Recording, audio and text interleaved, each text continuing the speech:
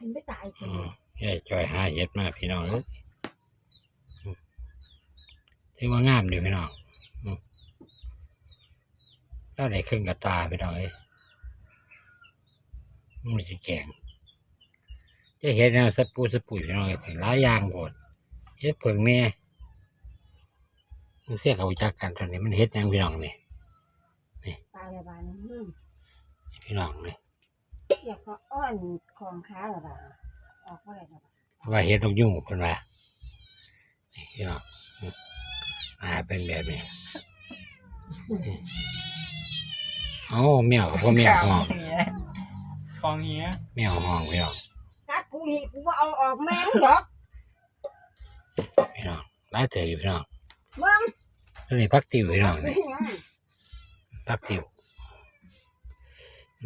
หายแม่ละคนโอ้จืดบ่พักติ๋วแดงพี่น้องเลย จืดหน่อยบ่หลายเต๋ออยู่พี่น้อง จืดหน่อยยืนละ ดอกเหลืองๆก็มีพี่น้องนี่ใช่พี่น้องเบิ่งใช่เนาะพี่น้องเอ้ยพี่น้องแมวห้องพี่น้องโอ้ ขามันขาเหี้ย ขามันข่าเห็นไงอันหางขอดมันข่า เพิ่นเอาเฮ็ดให้เจอกันพี่น้องเพิ่นเวลาจะล้างบ่ไปล้างเบิ่งล้างแกงพี่น้องเอ้ยเฮ็ดเปิ่งแม่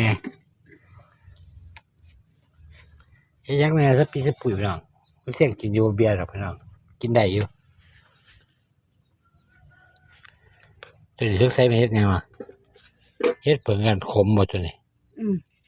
เฮ็ดเปิ่งขมนี่ก็อยากเฒ่าแน่พี่น้องหลายอย่างเด้อกินได้อยู่พี่น้องบ่เบียร์ดอกเพื่อนห้องนั่นพี่น้องนี่สาวเก่าก็จนนั่งจืนพี่น้องนี่แต่แม่ได้พี่น้องเลยหลอดก็มูเอาเบิ่งกล้องนี่เอากล้องนี่นะตาเปียวหูซี่สั้นจะรอหูกับสั้นต้องร้องหูไม่ใช่เวิร์ดแม่เพิ่นมาแล้วพี่น้องนี่ได้จากลูกแล้วพุ่นแม่3 ตัวพี่น้องเอ้ยลูกเพิ่น3 ตัวเส้นบักขาวพี่น้องลงไปพุ่นไปแล้วนี่ใจร่างเห็ดพี่น้อง